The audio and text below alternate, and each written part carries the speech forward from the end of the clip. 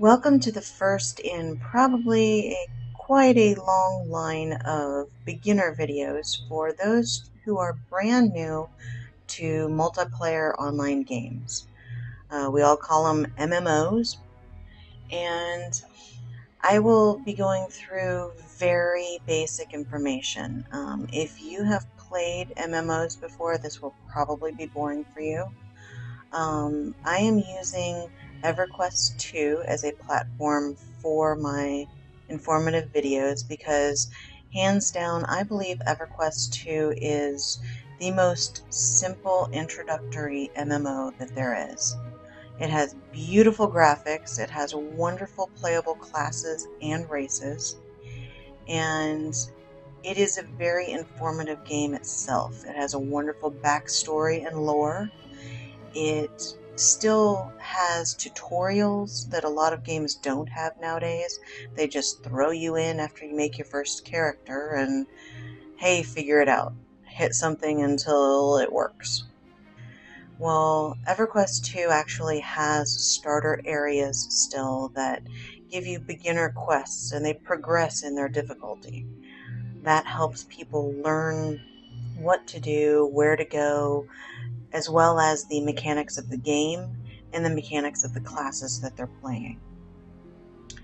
As you can see, I wanted to, because they do race second in creating a character, I wanted to give you a glimpse of some of the races you can pick ahead of time. That way, if you know you want to be a fighter, you don't want it to look like a foo-foo fairy or something of the sort. It has a lot of variation when it comes to different uh, looks, different styles, different abilities. The races themselves don't really matter anymore as far as what race is best for what thing, what class. But oop, there's my nice little troll. Very ugly. The uglier the better for a troll, because if you're a pretty troll, that just ain't right. So basically, this is the screen you will get. Of course, it will be blank when you first start out. You're gonna create a level 1 character. What I'm going to do is go through each type of class, as well as each class within that type. If you're new to MMOs, you're not going to know what a bruiser is, or what the role of a monk is in a group or a raid. I will also point out what is a more complex character to play versus the sort of easier ones to handle for starting out. I will go through what each role is, because again, you're not going to know as a beginner what your play style is. Everybody always says, when asked what's the best class to play, the answer is almost always whatever your play style is, whatever is good for you. If you're new, you're not going to know that, so that really doesn't help you. What I'll do is I'll just explain each one, and we'll go from there. The first one to start out with is, of course, the fighter. The very first type of fighter is the Guardian. If you look over here to the side, it will give you the statistic, or what we call a stat, that is primary to that class. In other words, whenever you focus on getting gear, you want strength to be the number one statistic in that gear. The higher the strength, the better. A Guardian is a tank in most cases. As with all of the fighters, it is a up-close and personal type of fighting stance. You're going to be right in front of the mob. You're going to be touching the mob at all times. Mob is the bad guy that you're fighting. They use stamina, or rage as a power pool. All of your abilities cost something, and each of the different classes have a different pool that they pull from that supplies the cost of all of your abilities. A Guardian is usually what we call a sword and board type character. In other words, it uses a shield. You fight with a sword or an axe or something in one hand and a shield in the other. It is a tank character in general, absorbs most of the damage in a group or a raid.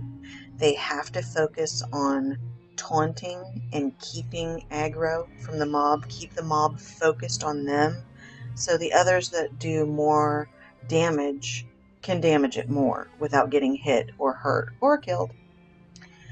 The tank basically focuses on getting a very high amount of health to be able to absorb all of that damage that it is taking from the mobs when they're focused on only him. It should have a very high armor, so while the things are beating on it, it can basically ignore that. Again, strength is the focus of its output. So whenever it hits something, it goes by its strength modifier. Again, Guardian is mostly a tank. The Berserker is next. If you don't know what a Berserker is, it's probably what you would think of as like a barbarian. They have aggression and fury. It's like the description says, it's a personification of unbridled aggression and fury. Basically, when you think of a barbarian or a Viking or something like that, that's a good visual of a berserker. They again are always in the front line of the battle.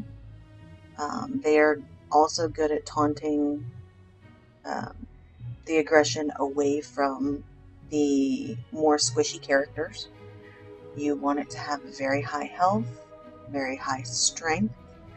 Berserkers usually use two-handed weapons. They're not a sword and board type character. They use big, massive damage-dealing weapons. And they use their rage and rage abilities to damage as well as keep aggression away from others. The monk is one of my favorite classes. When you think of the typical monk or ninja in the movies, that's basically what this is. Everything is hand-to-hand combat. They have very quick martial arts looking moves. They again depend on strength as their main focus, but they can't wear armor. So they are not as good of a tank as the armor wearing ones.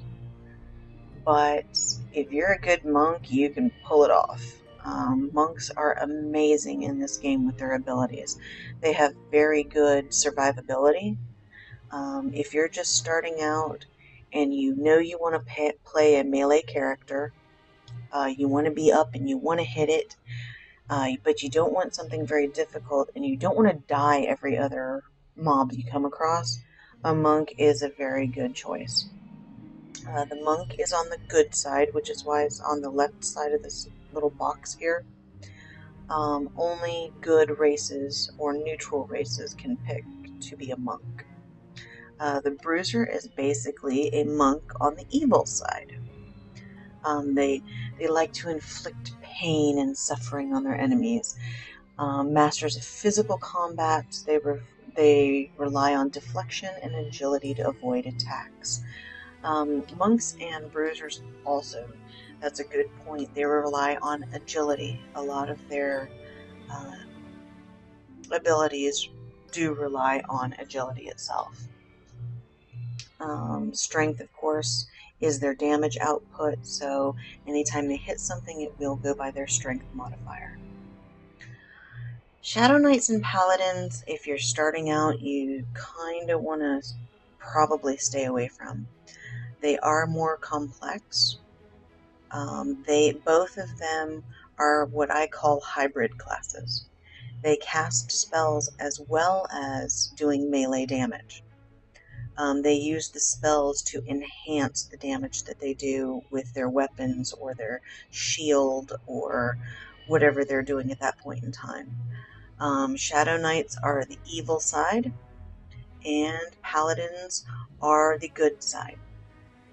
Again, in EQ2 they try to keep evil and good classes mirrored. They will have sort of the same abilities, but they're tailored to whether they're nasty and evil and torturous, or whether they're good and righteous. Shadow Knights can suck the health out of things, can leech health during life drain, whereas Paladins, they basically boost allies and boost themselves. As with all fighters, strength, of course, is their main statistic. With Shadow Knights, they also rely on intelligence. Again, because these are hybrid classes, they rely on multiple statistics to make them function properly. Again, which is why they are more complex and why you should probably stay away from them if you're really just starting out. If you've played other MMOs, then you can probably jump right into them, but for the brand new players, you'd probably want to stay away. You'll have to juggle your melee abilities versus your spells versus the magical abilities that enhance what you're doing. You'll have to set a specific combination, we call them combos, of what to do in what order, and it basically is just a lot more complex than the others. Let us move on to the priest. Let us do priest last, because that's where your healers come in, and I wanted to talk about those last. So let's go with mage. Mage is the next somewhat easier class to play until you get into the ones that do multiple things. Wizard is your typical pew-pew. It casts all sorts of spells, fire spells, cold spells, lightning spells, poison spells. I mean, anything you can think of, a wizard casts it. It is basically what I call a glass cannon. It does a high DPS, but it cannot get hit. It is very squishy. You have to wear cloth armor. You can't wear any type of medium or heavy type of armor that will protect you. So a lot of times one hit and you're down. They just create an immense amount of DPS. They are a little bit more complex than fighters, of course, because you have to manage all of the different spells that you come across. You have to figure out which ones will work well with each other. Some of them, in a lot of cases with the casters, you will have spells that you come across along the way as you level up that enhance spells that you already knew. So you have to add that to your rotation and your combinations that you have created and feel comfortable with. You're like, oh, well, this spell makes the creature vulnerable to cold damage, and I have this huge, immensely powerful cold spell. Well, we need to cast the spell that makes it more vulnerable first, so this one does even more damage. So basically, Wizard is your elementalist. It casts elemental spells. Your mages in general all require very high intelligence. Intelligence is their primary statistic. Some of them, it's just easier to stay with intelligence than complicate things. Warlocks, I absolutely love warlocks. They have a lot more solo ability than any of the other ones that I found, except for necromancer. Their damage output is so high. Basically, wizards have one-shot spells. Fireball, boom, it hits you, you're done. With warlocks, they depend more on poisons and diseases that are what we call dots, damage over time spells. So you hit them with a poison, as it's running towards you, it's still getting damage taken. You can hit it with multiple spells. All of that damage stacks, so every tick, it will still keep getting damage, and 9 times out of 10, it dies before it even gets to you. I love warlocks, and on the very first page, my little glowy person that you saw, that was a warlock. They are badass. Illusionists and coercers are what we call crowd control mages. They focus not so much on DPS as controlling the mobs as well as boosting allies. The illusionist can make copies of itself, it can mesmerize mobs, it can stun, basically crowd control mages control the environment that everyone else is fighting in. This also makes it not a very good solo character, because the focus of these two types of classes are to play off of everyone else in the group. Like I said, it'll stun mobs, it'll mesmerize them, it'll charm them to have them fight for you for a little while, things like that. But they are definitely not solo type classes when you're starting out. The Conjurer and Necromancer, a lot of people like to start out on those. I love the Necromancer. I didn't so much like the Conjurer, but again, that's personal preference. It doesn't matter. These are pet classes. Both the Conjurer and the Necromancer can create pets. Spiders, skeletons, earthworms. In the case of the Conjurer is the good guy. The Necromancer, of course, is the bad guy. Again, their focus is intelligence, but they are focused on having the pets do all of the tanking for them. The mobs need to be focused on the pets, while the Conjurer and Necromancer fire spells at them to diminish their health. But they can also, of course, bolster the statistics or attack power, things of that, of their pets. They can also heal their pets, things like that. They're basically what we call the pet class. So if you want to control what's fighting the mob without having to be up there up close and personal yourself, that would be the way to go. The Scout class. The Scout class is the true hybrid. They enact spells, they enact melee abilities. They are usually not ranged, except for Mr. Ranger. They are all DPS. These are not tank classes. They focus on agility and damage. They do not take a hit as well as a fighter or even some of the battle priests. They have lower armor abilities, things like that, but they have amazing abilities when it comes to damage. My very first character in EQ2 was a brigand, so I have a bias towards them. All of the scout classes rely on agility. Brigand is the bad guy, Swashbuckler is the good guy. They rely on, as it says here, misdirection. The brigands cripple people. All of the Swashbuckler and Brigand, actually most of them in this category, While the tank is fighting them face to face, these guys are behind them. I'm sure you've heard the saying rogues do it from behind. Well, this is the reason. They have backstab abilities. They have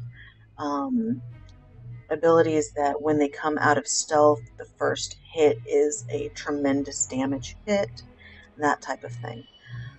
They are just amazing when it comes to DPS and crippling and bringing down the stats of a mob. The Troubadour and the Dirge are your bards. The Dirge is one of my most favorite characters. My highest level character is a Dirge.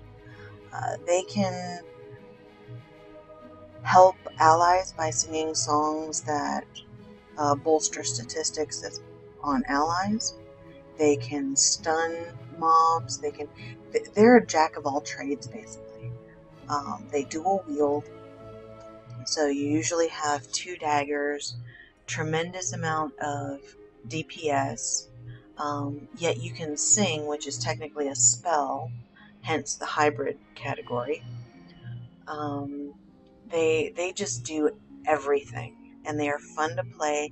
It is a tremendously easy solo class. I would definitely, if you want to do fighting, yet you don't want to always be in the thick of it and worry about dying all the time, Dirge is definitely one I would go with. It is not easy, but it is soloable. You won't die all the time if you're on your own, and it's easy to figure out. The Beast Lord is the only pet class that isn't in the mage category. You get to have like a wolf or something like that. Again, Beast Lord. You have little animals that help you out. It is a scout class because it relies on agility. It too can dual wield. It can basically high DPS that's not focused on casting spells, yet it still has a pet. Again, very good for soloing, very good for a starter class. You have the pet that takes the damage while you do backup damage. You're not the one getting hit all the time. Wonderful for somebody just starting out learning things. The Ranger and the Assassin. Good guy, bad guy. The Assassin, of course, is the stealthy one. You sneak up behind them, backstab them. They have a lot of poison abilities. They're basically your typical rogue. Ranger is your typical bow type wielder. Again, it's for ranged, but that also leads to not good soloing tactics. So you really don't want to be up close and personal. That's about it for your hybrids. In general, if you're new to MMOs, new to gaming in general, new to everything, a scout class really is the best way to go. Your brigand, beast lord, dirge, or troubadour. I don't know why, I always tend to go the evil side. I wonder what that says. But these up here are probably your best way to go if you are melee inclined and just starting out. And they're just fun to play. Alright, last but not least, you have your priest type classes. These include shamans, healers, and battle healers. Alright, your Templar and Inquisitor are your battle healers. All of the characters in this section rely on wisdom as their main statistic. They use it for attack power, they use it for healing power, all of that. Templar and Inquisitor can wear heavy armor. so they can get hit. They are your primary healers, so they have a lot of healing abilities, as well as a lot of spell casting melee abilities. I mean, they are basically a battle cleric. If you've ever heard the terminology, or if you're not new to gaming and know what a battle cleric role is, basically they heal until they're hit, but they can take care of themselves until the tank can get whatever it is off of. That does lead to decent solo ability, but not as good as some of the others. The Warden and Fury are some of the best healers, in my opinion. My Warden is an amazing healer. They have Templars and Inquisitors rely mainly on one-shot heals, as well as ones that have time release. Your Wardens and Furies rely on what we call HOTS, which is heal over time abilities. So,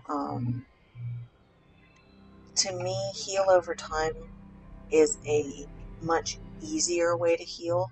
A lot of people say it's a cop-out because you don't have to be as up on your healing. But I figure whatever keeps the tank alive and the rest of the party, hey, who cares if it's a cop-out? It works. Their spells are fun. They do have damage spells as well. Warden and Fury, I take that back, it's my Fury. That's my other really high character. Again, with the evil. I always pick evil things. Um, but the spells, the damage spells are fun. The damage spells are mostly dots, damage over time abilities. The heals are hots, and they're just fun to play, and in demand. That was one thing I wanted to say about the healer priest class in general. They're in demand. Every party needs a healer. Not many people want to play the healer. They either want to be up in the face of the mob, beating the crap out of it, or casting spells and things like that.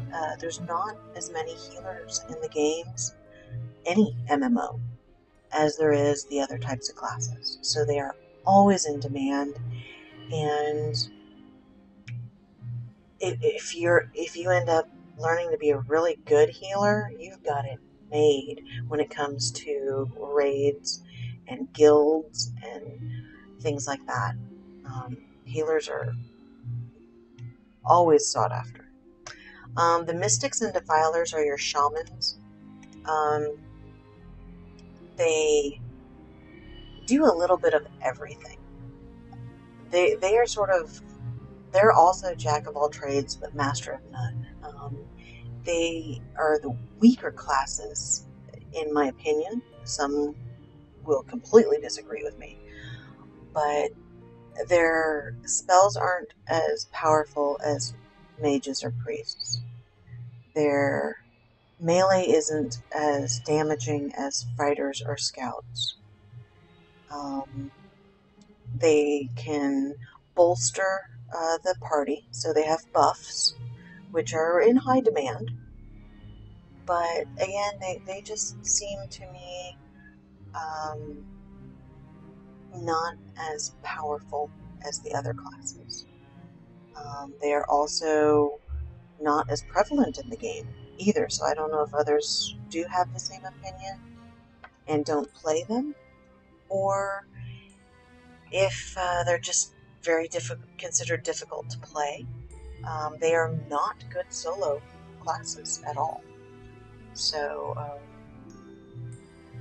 if you like shamans and you like their abilities, the ability to protect your party with buffs, the abilities to debilitate the mobs that you're fighting, melee and damaging spells, A little bit of everything.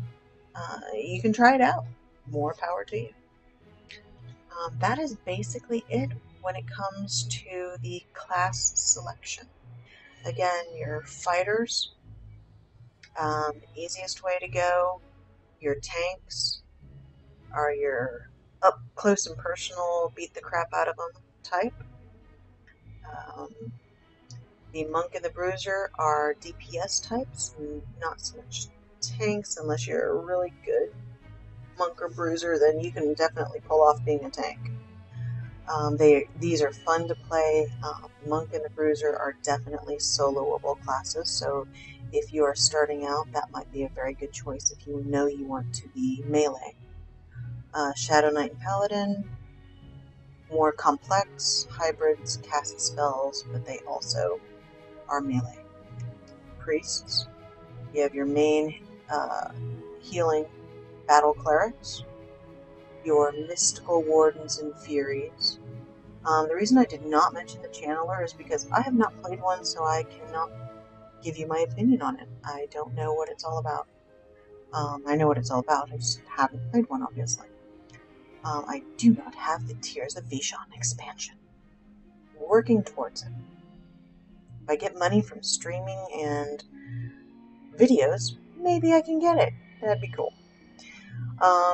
These are your very good healing and soloing classes, the Warden and Fury. Mystic and Defilers are your shamans. On your mage classes, you have your Wizard and Warlock. Warlock is way fun and very soloable. Wizard, not so much with the soloable, but it is heavy on pew-pew magic. Illusionists and Coercers are your crowd control to help parties. Definitely not soloable. Or easily solo. Everything is soloable. Not easily soloable. Conjurer and Necromancer are your mage pet classes. You have pets that do most of the stuff and you help them out. Scouts are where it's at if you are brand new to MMOs and gaming in general. They are, in my opinion, the easiest to learn, the easiest to play, and the easiest not to die. Your Swashbuckler and your Brigand are your stab him in the back, very high dueling type. Well, the epitome of like, what do you call it? The Three Musketeers. Way cool, definitely. Troubadour and Dirge are your bards. They have melee abilities as well as songs that either help allies or hurt mobs. They can also, something I did not mention earlier, they have some spells that help heal themselves, which is again why I said they're very good when picking a solo class. Beast Lord is your scout pet class. It has beasties that help him. Ranger is your ranged scout. And Assassin is your stealthy, sneaky, stab him in the back type scout. That is about all when it comes to picking a class in Everquest II. Stay tuned for more videos on the beginning, very new to playing games type episodes that I will be producing. Have fun. I hope you have a wonderful gaming experience. And I hope my videos helped. Thanks.